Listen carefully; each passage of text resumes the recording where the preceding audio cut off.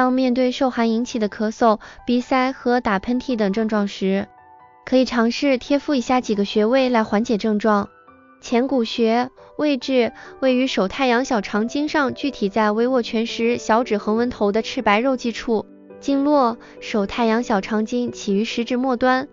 沿手背沿着手臂外侧，通过肩部和颈部，最后连接至面部。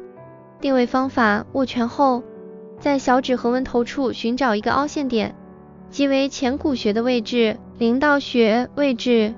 位于手少阴心经上，距离手腕横纹上 1.5 寸处，也就是在手腕内侧的桡骨侧经络。手少阴心经起于心脏，经过胸部和手臂内侧，最后到达手掌和小指一侧。定位方法：从手腕横纹上向上量 1.5 寸，即为灵道穴的位置。阳陵泉穴位置位于足少阳胆经上，具体在膝关节外侧高点前下方1寸处，也就是在膝关节外侧的凹陷处。经络：足少阳胆经起于目外眦，经过头部、面部、颈部、躯干骨部，最后到达膝关节外侧。定位方法：在膝关节外侧寻找一个凹陷点，距离膝关节外侧高点前下方1寸处，即为阳陵泉穴的位置。贴敷这些穴位可以帮助促进经络的气血流通，缓解受寒引起的咳嗽、鼻塞和打喷嚏等症状。